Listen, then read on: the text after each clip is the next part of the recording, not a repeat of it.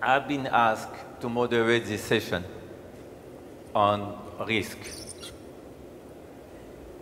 Risk covers different elements. You can have the price risk, which in our case can be covered either by hedging or by the right selling and buying method. Or you have the performance risk. And within the performance risk, you will have different elements which encompass the time, the quality, the price, the quantity, the logistics, the insurance, and the legal aspect, including the political. Now, the session here have encompassed different players. You will have DMCC, which has developed a product named Trade Flow through issuance of warehouse receipt. Warehouse receipt, being a financial instrument, is supposing to be a financial instrument, which they have a tendency to bring it toward to. You will have Mr. Shah, which is involved with his background on developing commodity exchange. In his experience, he's working also at DMCC, from what I understand. DGCX. DGCX. Dubai. Gold and Commodities Exchange. Ah, under formerly FT member, shareholder. FT and DMCC.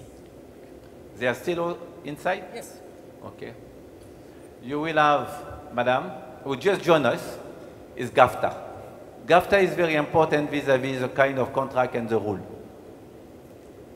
Then you will have a lawyer, which is supposing to defend you on arbitrage, if there is, or law court. And you have an insurance company, advisory. Now, I can shed this light. The session is very important for all of us. Why? Because you are you are trading commodity which cannot be hedged. Either you sell, either you buy, and you take position. The product is coming from developing countries mainly, who sometimes don't have infrastructure or laws or whatever. You have to make sure that the product is delivered to you in time and quality and in weight based on the contract. Most of your trading that you do, when you sell, the weight and the quality is done at arrival. When you buy, the weight and quality is done at departure. So how, as developing world, because I'm looking more on the developing world than looking at the big 5 major who have all the instruments to mitigate the risk.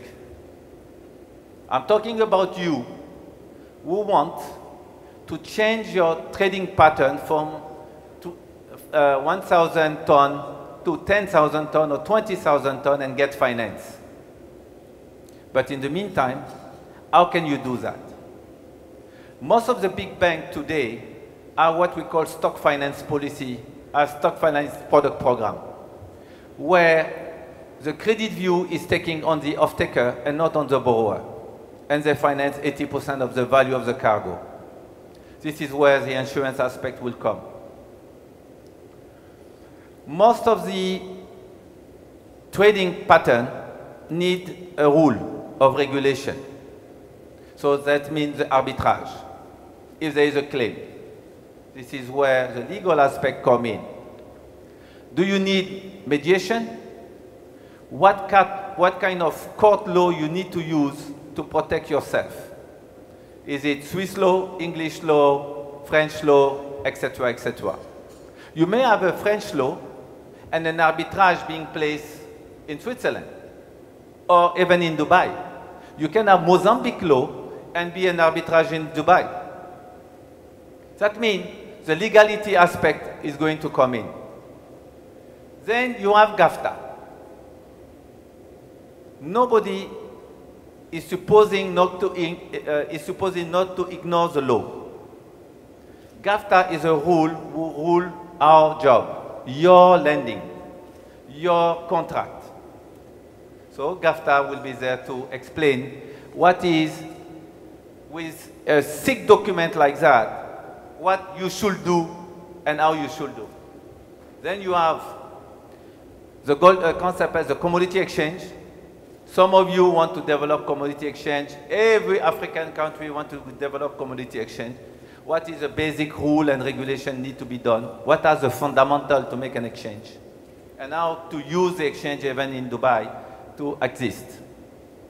And then you will have the warehouse receipt, which is a financial tool, which is issued by the MCC, and how you can use that to leverage your funding.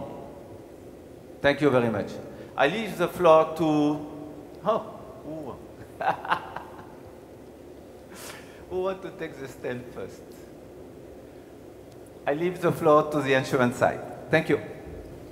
The slide briefly encapsulates the whole concept of risk management in commodity trade from a supply chain perspective. Supply chain ends not with the delivery of the goods, but most importantly, the receipt of payment from the customer. And commodity traders, the biggest risk exposure which they face is not getting money from the customers on time and every time. That's where the concept of trade credit risk insurance as an integral part of trade finance is picking up globally. And you have a range of risk exposures which the product caters to, right from covering a commercial risk involving insolvency or bankruptcy of your customer, or a simply default, protracted default, wherein the customer doesn't pay on a due date, and thereby your fund flow gets affected. Another major risk which commodity traders face is a non-acceptance of the goods. The price of a commodity drops down and the buyer simply refuses to take the delivery of the goods or acceptance of the document of title.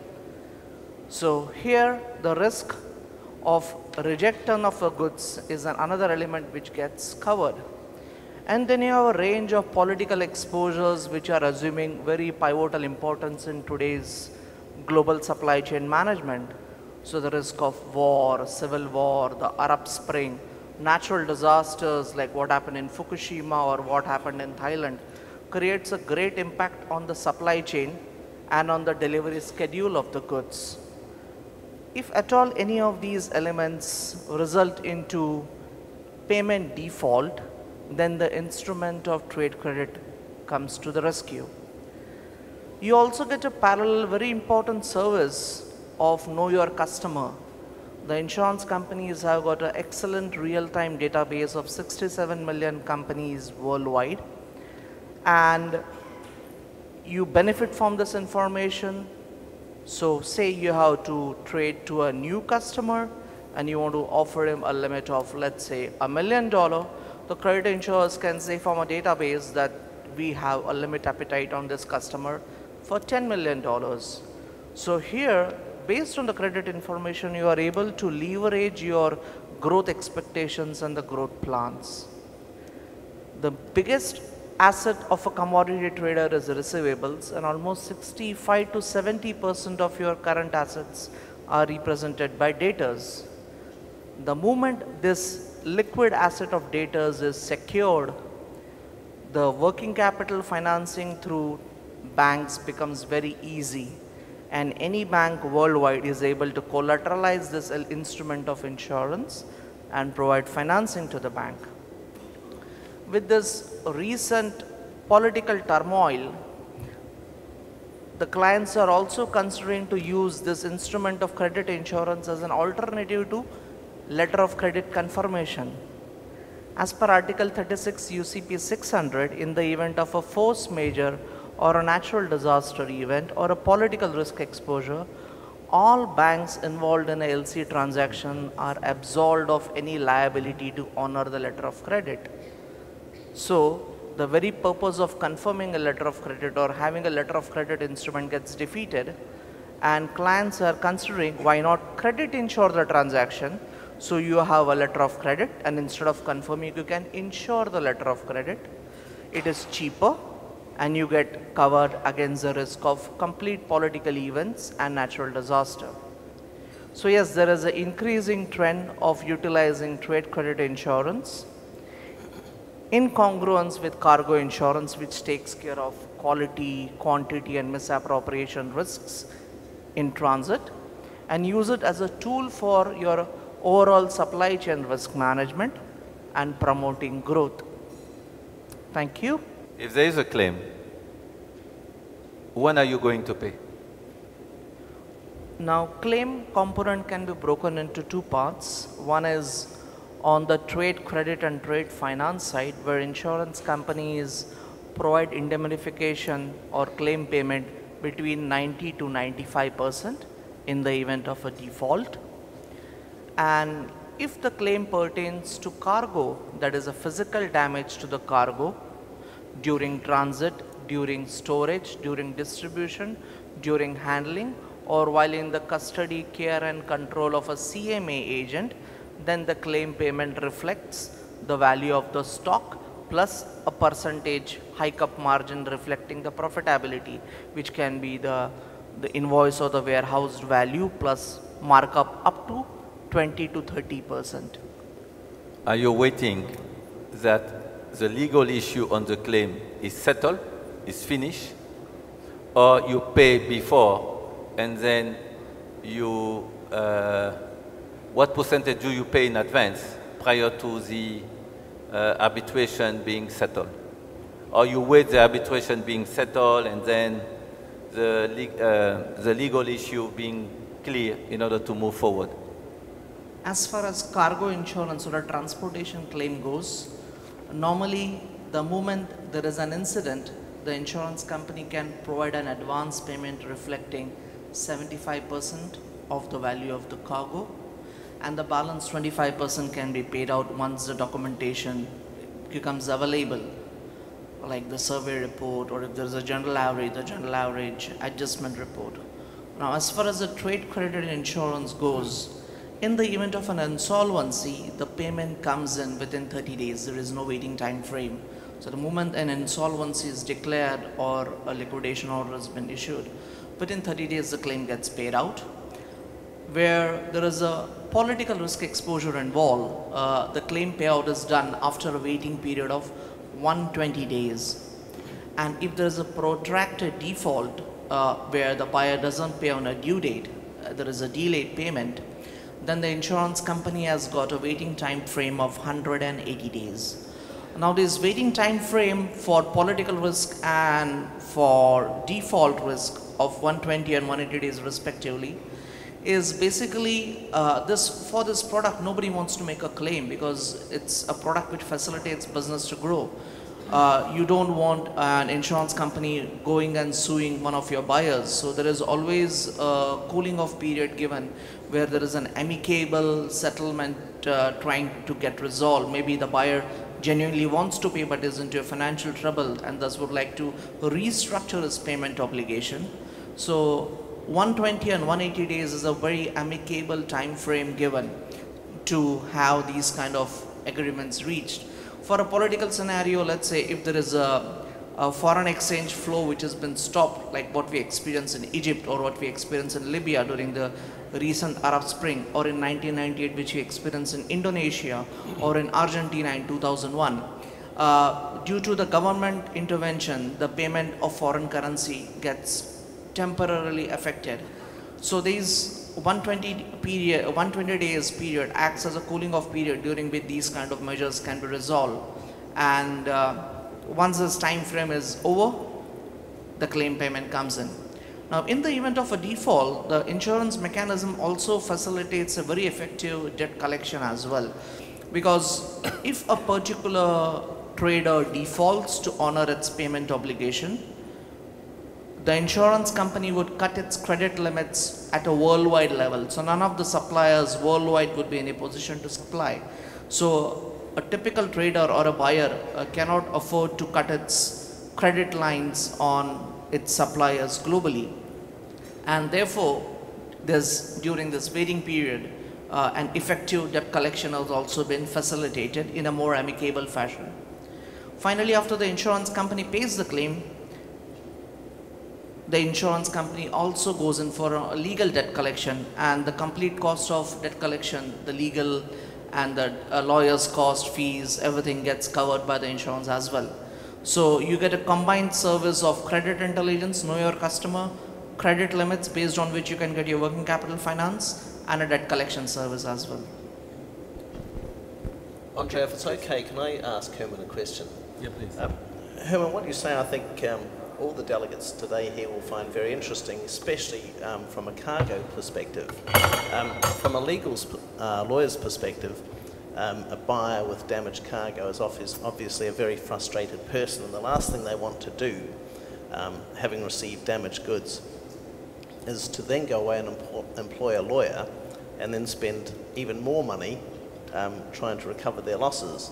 Now, you've said very helpfully that there are instances here where you might even get paid up to 75% of the value of the damaged cargo. I would have thought there are many buyers in this room who would find that kind of product extremely interesting. And further, you said the insurance company will then go on to pay the lawyer's costs because, as we say in English, it's a catch-22.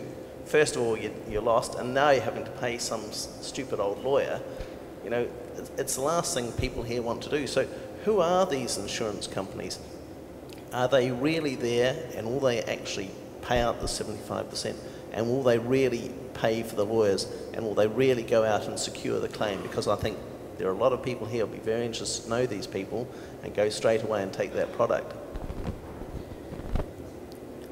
The cargo insurance policy, which is governed by the Marine Insurance Act 1906, it says the policy pays for the value of the cargo and additionally also indemnifies for any risk mitigation, loss mitigation and debt collection cost, including lawyers' costs and expenses, which are paid in addition to the value of the cargo. Now, this is the standard insurance policy which operates worldwide, and the insurance companies which offer these solutions are also globally respected companies.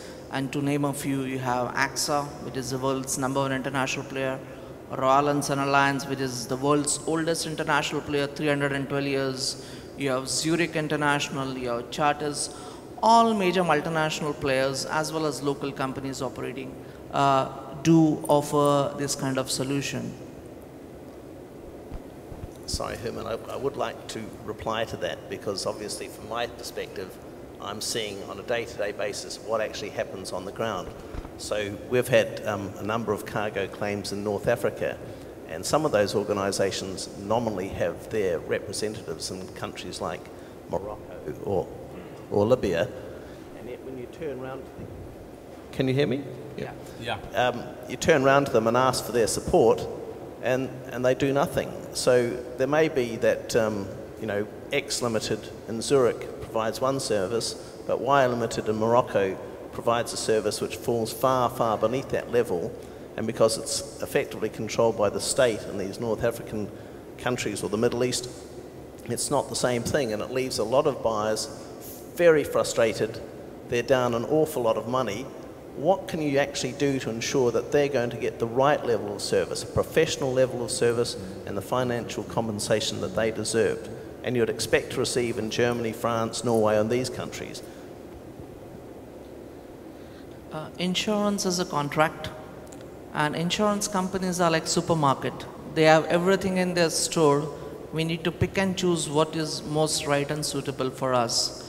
So it's very advisable first to have your insurance contracts legally vetted. So legal advice is very important. You can also seek services of an intermediary broker which can advise on some programs. And most importantly, you can have service level agreements which can be signed up with the insurance companies, which set out definite time frames within which the claim payment obligations can be met. You can also have a nominated loss adjuster which can be appointed well in advance. So if there is an unfortunate incident, you know whom to appoint. You can have a nominated lawyer, which can be reflected in your insurance contracts. So there is no confusion as to the client wants to appoint lawyer A, whereas the insurance company wants to appoint lawyer B. You can have a quality and a quantity surveyor nominated in your policy, the likes of SGS or Bureau Veritas. So if there is any variation of quantity and quality, there are no disputes which are raised by the insurance company. So these kind of vetting of the insurance contracts internally plus externally using lawyers or the brokers would provide a comprehensive and a holistic overview in how the insurance contract can be best customized to meet the requirements of respective clients.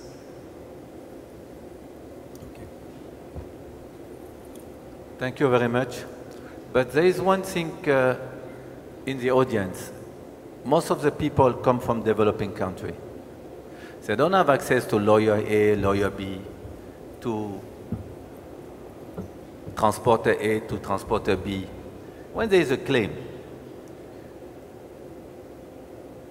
it's only at arrival that they realize that there is a claim, something going on, depending on the Incoterm. Most of the time, they have no clue about GAFTA rule. So I'm passing the floor to GAFTA. But to be member of GAFTA, they have also a problem. They have to be member. To be members, they have to be sponsored. So how can some of these people can get access to GAFTA rule and regulation? How can they follow certain procedure and be protected? Thank you. Well, I was just making a note, funny enough, to ask Herman a question. I think one of the things that the moment there is a problem and you begin thinking about your insurance claim is you want to make sure you have a good surveyor appointed. And one of the first things you want to do as a member or a non-member of GAFTA is you want to go to the GAFTA website and appoint a GAFTA registered superintendent, okay, to survey the goods. And they are available in nearly every country, including the developing countries, okay? Yeah, but most of the surveyors are protecting also themselves. It looks like everybody protects himself in the supply chain. The surveyor will say, my responsibility into this certificate, either weight or quality or whatever, will be 10 times the value of my fee. How do this will protect them? When you have your damaged goods, and you are discharging, the first thing you should do, and it is you stop the discharge, you contact your insurance company, and you ask your insurance company to appoint a surveyor. If your insurance company is not reacting correctly, the GAFTA rules, and I will come on to this in a minute, but you appoint a superintendent, preferably both parties do, but if they do not, you contact GAFTA and we will appoint a superintendent on behalf of the sellers. You appoint on behalf of yourself, the buyer. It doesn't matter what country you are in. The job now is to identify what the problem is, and as a buyer, you have a duty. I was going to ask Herman this, so please, Herman, if you disagree, or Patrick, if you disagree, you are the professionals, not me. Your job as the insured is to act as what I would call the prudent uninsured. Okay, so it's to act as though you are uninsured, although you are insured, I hope, is to protect your rights and is to identify what the damage is. Okay? And you must have independent eyes and ears to identify what the problem is. That is critical. It doesn't matter where you are. Okay? There is some player, some trader in the room or some surveyor in the room or whatsoever. Please, you have also the floor. Do you have any point on this issue or experience? Or what? Please be free. Okay, we continue. The point of that is it is no longer you as a buyer saying there is a problem, these goods are damaged. It is now somebody independent, okay? And that is the evidence that you take to your insurance company, okay? So that's the point to make. Yeah. So in other words, whatever you do, you have to go back to your insurance company. Yeah. That's the last recourse. Okay. Because at this point in time, you don't know if your claim is actually against your insurance company for cargo damage or actually against your shipper for damage that occurred during shipment because of a problem with the vessel or the container. Very good point. Please, Patrick, since we talk about shipper, will you accept an LOU? I think that's a very good question, Andre. I think just from a practical point of view, the ship owner slips away from responsibility and frustrates the buyer time after time. And the way they do that is through their insurance company, through what's called a P&I club, is they give you this piece of paper. Very nice, an LOU, a letter of undertaking, very nice, you put it in your pocket, you go away and you'll never see your money again. And that's great from a ship owner's point of view and from the insurance company's point of view, and that's them doing their job. But from a buyer's point of view, the one time, if you've got a claim against a ship owner, that you can absolutely maximize pressure against them is when you have their ship and your discharge point on your home territory. That is the time to nail them. Now, one way of doing that is to insist that they put a cash deposit into the local court, into a local bank, and preferably, in US dollars so it doesn't devalue. And that money will then sit there, and somebody will have to put that money up, and it will usually be the insurance company, and they will only do that if they are cross-secured themselves by the ship owner. So the ship owner is actually having to physically put his hand into his pocket, put cash on the table. He wants that money back. He will then be under pressure to settle the claim. Not 1 year or 2 years or 3 years later, which will happen against an LOU in whichever jurisdiction you go to. So I think that's just a good point to remember next time you have a cargo claim in whichever port you're based in. Okay. Since you talk about court, there's a Dubai court, there's a Swiss court, there's a London court, there is American court, whatever. Where do you think, and how do you think to protect the developing world member, which is the best jurisdiction to defend their right? Can I answer that? Please. Can I say that the best way of protecting your rights is to stay completely away from the judicial system, from the courts completely? I have a lawyer here who's not very happy with me. The best way to manage your risk, in my opinion, is twofold. One is to know what you have agreed to, and that is the very first step in risk management for any contracting party. It doesn't matter if you are in the developing world or in the developed world. And what I mean by that is Herman at the very beginning said know your customer, and that for me is the first step. But the second step is to know your contract, know what you have agreed to. That doesn't mean that nothing will go wrong, because we trade in difficult trading conditions, because we're trading in commodities and we're moving them internationally, usually using the sea, so that things do change. But if we know what we've agreed and if we keep records, so that we know when we have adjusted our trading terms, and we generally write them down, confirm them, even when we are flexible in our trading terms, both parties know what has been agreed. You'd be amazed at how many problems that can solve. Doesn't remove the flexibility, but the record keeping can be critical. That's the first thing. The second thing is always include a domicile clause. I see more disputes over where should we solve the problem.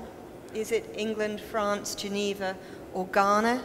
Nigeria, South Africa, or wherever than anything else.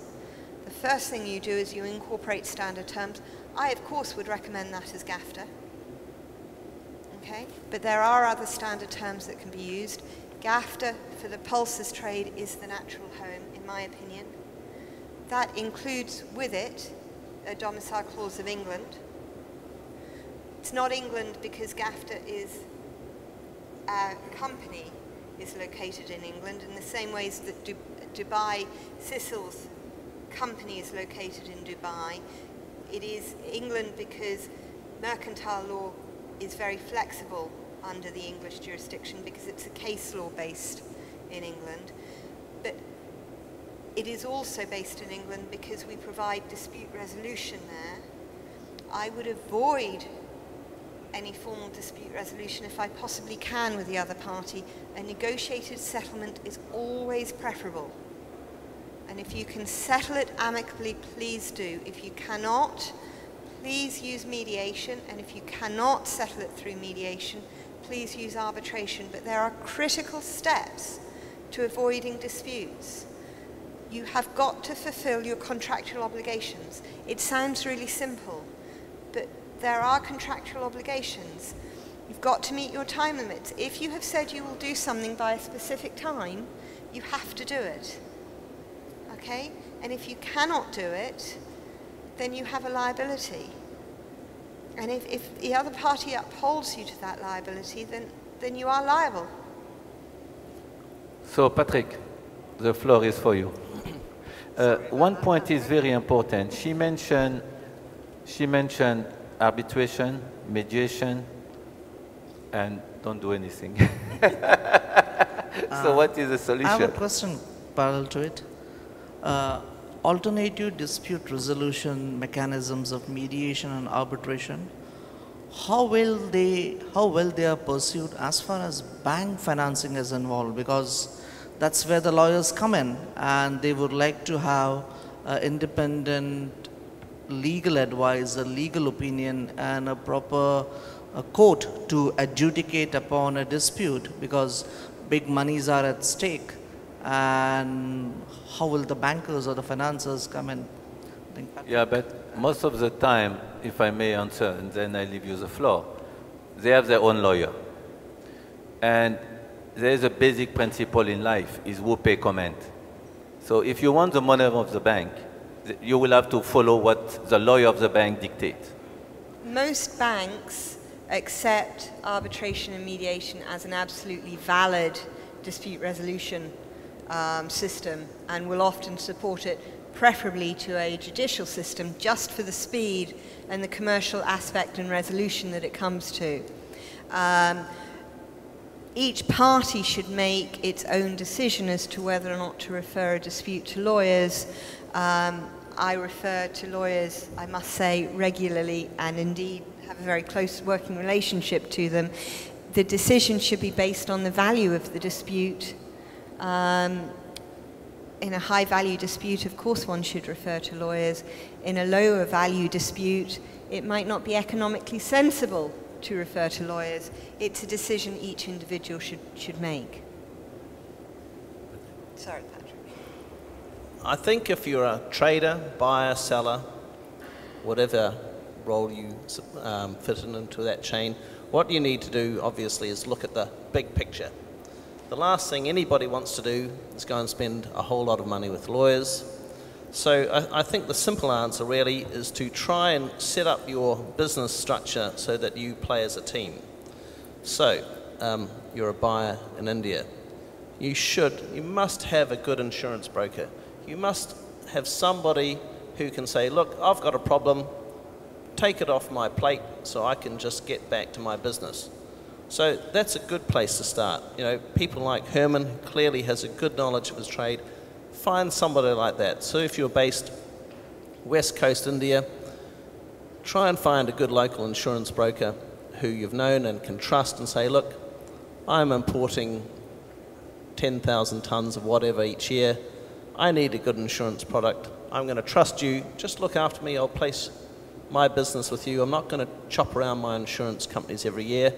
And pay your premiums and build up a relationship so the insurance company and insurance broker can see that you're a good man or woman and form these long-term relationships. So when you have a problem, you've got a safe pair of hands to pass the problem on to. That's a good place to start. Secondly, I know that people see a contract and they go, oh my gosh, look at this terrible thing, such as a GAFTA 125. It's a wonderful contract, it's true, but it's slightly long, and let's face it, not all of us like to start off our day by reading long contracts, but you must know the institution and work with it. So if you're trading on GAFTA terms, by all means be a member of GAFTA. It's not going to cost you a lot of money, so when there's a problem, you can speak to a representative of GAFTA who can steer you in the right direction. So know your insurance company, know GAFTA. Obviously you have to have a good surveyor that you can trust, and I'd recommend a good one. Maybe you pay an extra $100, but rarely is that such a lot of money in the bigger scheme of things. And obviously, have a good local lawyer in your local port, whether it's in your loading port or your discharge port, and make sure that that lawyer, he or she, has a good understanding of what international trade's about. And again, you know, lawyers are just like anybody else. You know, they get, you know, told off all the time for being too expensive, but if you have a relationship with a lawyer, he or she will answer your questions, say, look, I've got a problem with this cargo, what am I going to do? And provided that's a person you can trust, you know, you will get good advice from that lawyer. So play as a team, look at the overall picture, and that should reduce your risk element. And obviously, if it then does become a problem, I completely agree with most of the people here. Mediate, mediate, mediate. Try and meet your counterparty and try and have a commercial solution. And remember this, you know, what people say in writing is one thing, what they say on the phone is another. There is nothing like the good old-fashioned meeting somebody face to face. If that means you have to fly to Russia to meet them, sit down face to face, get behind all the baloney, say what you like. Do you want to settle this? We're all this in this for the long term. And traders, they're suspicious because they've had so many problems. At the end of the day, we're all in this business together, and meet them, try and sort it out. And you follow all those steps, hopefully that will go some way to reducing the problems you face in this trade. The critical thing is in any risk management when there's a problem is to remember that the trading relationship is always worth preserving.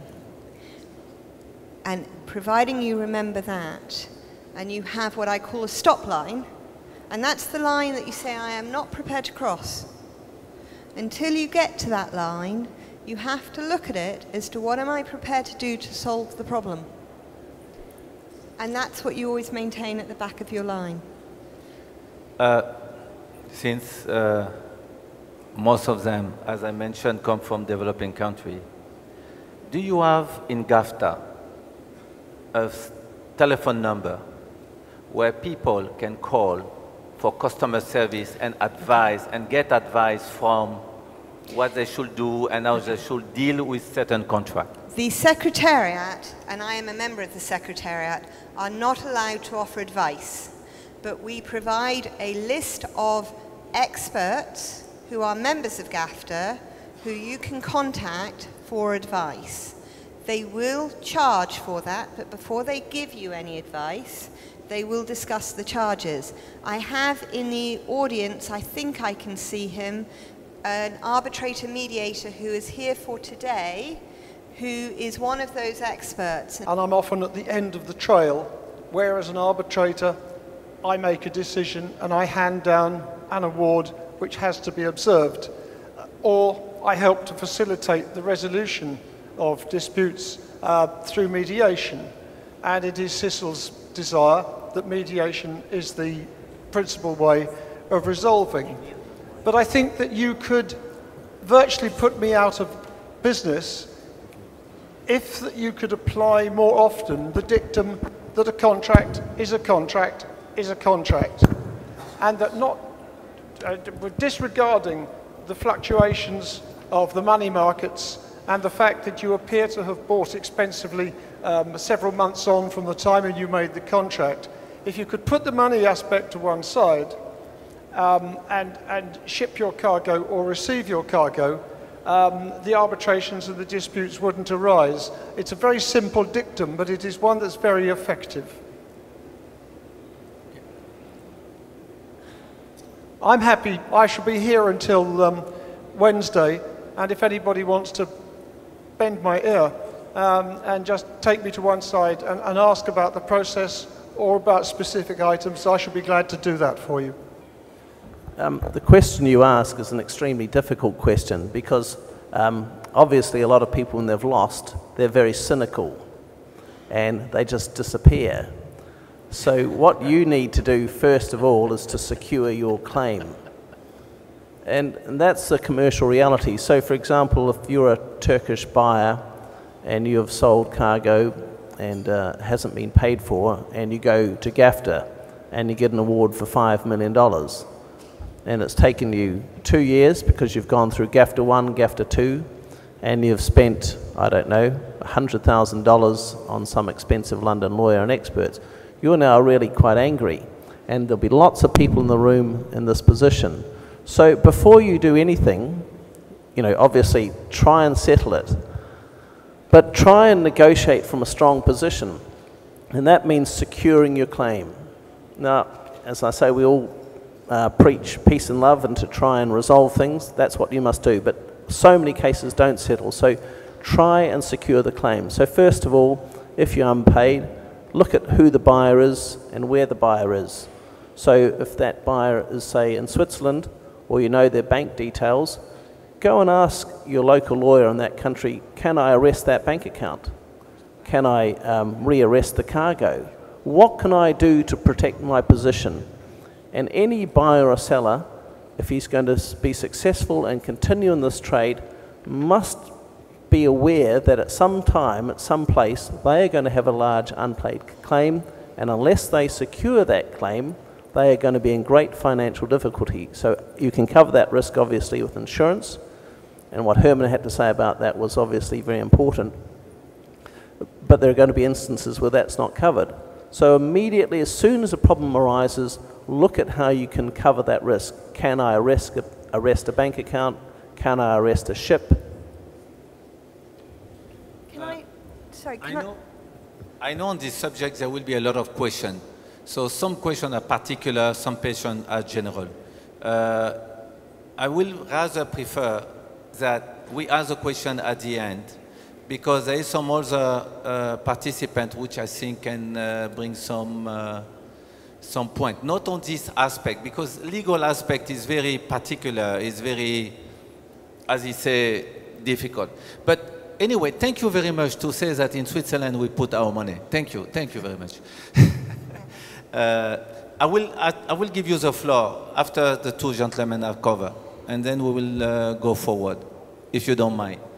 I'm asking a question to Paul because it's going to be more specific. DMCC, UAE through DMCC has created the warehouse receipt instrument.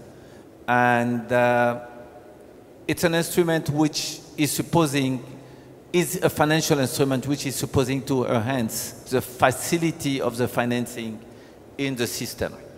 And I will leave Paul the floor to explain what is it and how this can work for you in terms of financing flow. Thank you.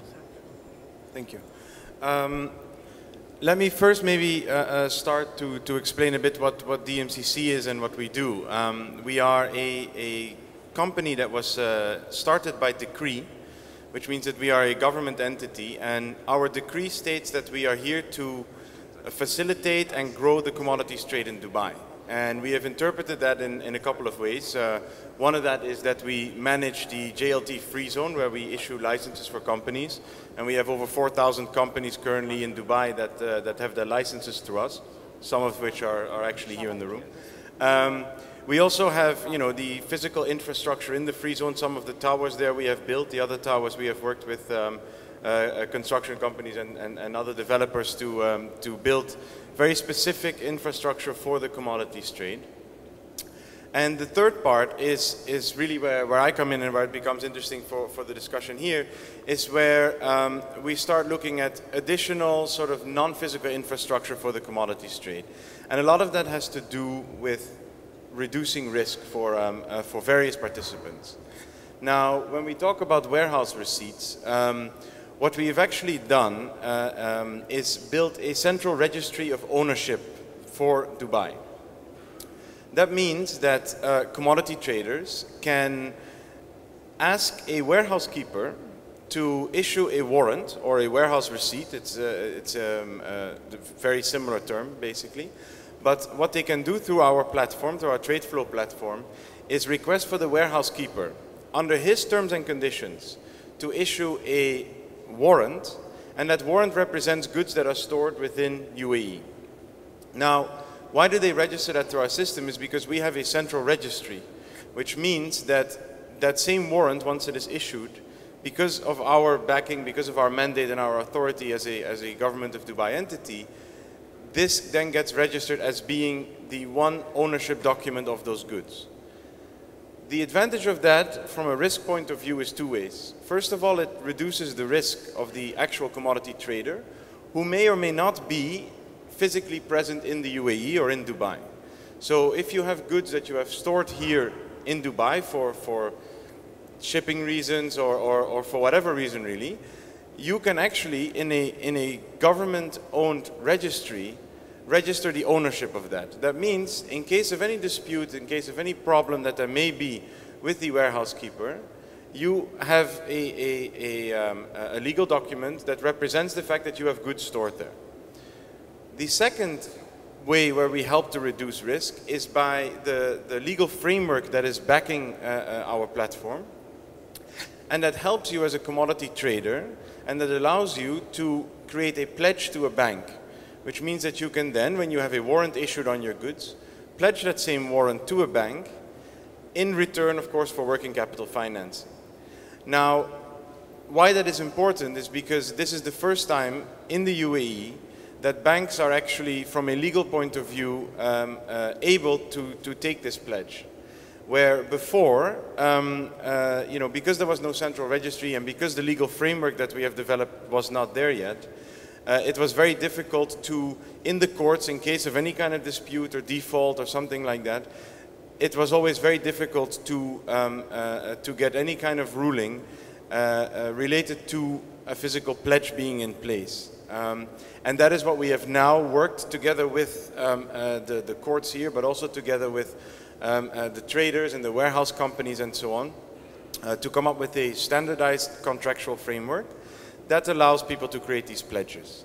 The last part, just if I can add, is where we reduce risk is also that we have implemented a warehouse rating program, where actually we as DMCC go into to the warehouses that are members of our platform, and we go in and rate them on many criteria in order to make some sort of distinction. So where you have a lot of platforms or you know, exchanges and stuff that will certify warehouses and that will say that a certain warehouse is allowed to use the exchange or the platform, we take that one step further and we actually do physical inspections of the warehouse to ensure that the quality and to ensure that the insurance and all these kind of things is in place, security and so on, which helps the banks to determine whether they can give any kind of possible discounts on financing that they may offer for goods that are stored in a 5-star warehouse versus versus goods that are stored in a 1-star warehouse. So that's sort of where DMCC has come in with regards to risk. Excellent. But what about the warehouse who belong to the trader? How he want to engage into a warehouse receipt system inside this warehouse? Because you talk about storekeeper, but 90% of in the developing world, 90% people have their own godown, have their own warehouse. How legally? Because sometimes you talk about bailment, sometimes you talk about hypothecation, sometimes you talk about pledge. Which are the best instruments you think fit your product? Well, within our product, the way we have looked at it is that there is always an issuing party of the warrant. And that issuing party of the warrant can either be a collateral manager, or can be a physical warehouse keeper, as I was talking about earlier. So what we are working with the banks that are currently financing and taking pledges through our platform is that we will always work with either a third-party warehouse or a collateral manager that gets put in place by the bank and that takes control and issues the warrant. So it's important to note here that it's not DMCC who issues the warrant, it's the warehouse keeper or collateral manager, which in a way becomes a warehouse keeper when he enters and takes control of part of the premises of the owner of the goods. And he's issuing a warrant under his conditions, but covered within the legal framework that we have developed. Yeah, but you have a buyer, you have a seller, you have DMCC, you have a collateral manager. The depositor can collude with the collateral manager. You issue, you guarantee, you secure the $10 million, which is being done for the transaction. The bank pays the $10 million. You have Emirates who leave this country into 120 destination. You take a share with the depositor and you disappear. How do you secure the bank? Well, that's of course a very difficult situation, and you're then talking about fraud and all these kind of things. The way we have interpreted that and the way we try to mitigate that risk, and I don't think you can ever take away that risk because you're talking fraud, you're talking all sorts of things. The way we've tried to mitigate that risk is by this warehouse inspection program that we have, where we look at the physical presence of the company, their history, their reputation, and so on, as well as the security and insurance that they have in place for it. But yeah, I mean, it's, you know, we also from DMCC side, or I think any warehouse company who issues a warehouse receipt anywhere in the world, they can never take away all the risk, right? All we try to do here is mitigate and at least identify as much risk as we can so that the financiers who are willing to finance inventory and take pledge over that inventory for financing can at least identify where they're taking the risk, because in a way the financiers, that's their business. They will take risk and they will charge for the amount of risk that they will take. The risk of criminal misappropriation of inventory, which would result in quantity variation, can also be covered by way of ensuring that the collateral managers have in force a valid professional indemnity insurance. So any kind of infiduciary acts by the employees of a 3PL facility or a collateral manager resulting into a financial loss to the depositor can be covered by way of ensuring to have a professional indemnity insurance.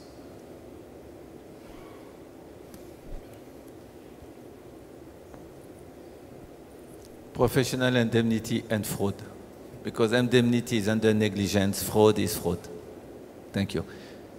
Mr. Shah, many African countries, many developing countries want to create an exchange. Because they produce, they don't know where to sell. They buy, they don't know where to sell. What advice can you give them based on your experience in this field? I know India have about 5 exchanges, including the spot exchange. There is also future exchange. We take 2 elements, either the netting, either the trading. What can you advise certain developing country or certain trader to move towards this? Thank you. Thanks. If you look at, there are 2 aspects to price protection for traders. There is the price protection of the underlying asset that is being bought and sold, which is the most crucial part. But in an increasingly internationalizing trade of pulses, where as you've seen through previous presentations and panel discussions, the international trade is now quite large. There is also the foreign exchange risk that comes, that is an extremely important part of price protection as well. So I would urge traders to think of 2 aspects to their price protection. One is the price protection of the underlying commodity itself, the pulse, and the foreign exchange aspects. Let me just touch upon the foreign exchange aspects of it. it seems to be an extremely simple concept, but based on my experience talking to a variety of traders, a variety of players in the marketplace, even something as well understood as foreign exchange hedging is not as well used in the marketplace. So it's simple, well understood, but not well used. And I think that is an extremely important part of hedging and price protection in an increasingly internationalizing trade. If you look at the sort of the shape of the pulses industry today, where the large importing countries tend to be, the consuming countries tend to be the developing nations, and the large exporting countries tend to be the developed nations. The consuming countries are deficit in foreign exchange in general. You know, I'm sort of generalizing a bit, and that will change from country to country. So as deficit foreign exchange countries, it is even more important to then look at protecting, achieving price protection through effective hedging of your foreign exchange, either payables or receivables, and that's an extremely important part of this business. So in our experience, we've seen that especially in Dubai, which is a pretty large trading center, we've seen that the percentage of people who use our foreign exchange contracts, who are physical players, that means whose underlying business is very different from foreign exchange trading, is increasing a lot. So people who are, you know, agri traders, who are metals traders, scrap metals, and a variety of people whose physical business is other than foreign exchange trading, their consumption of foreign exchange contracts on the exchange is increasing a lot. Which means that the importance of using foreign exchange in price protection is assuming importance in this trade. So that is something that I would urge traders to look at, which is to look at both the aspects of price protection. The first aspect is the asset price, and the second aspect is the foreign exchange. And I think that's the key point.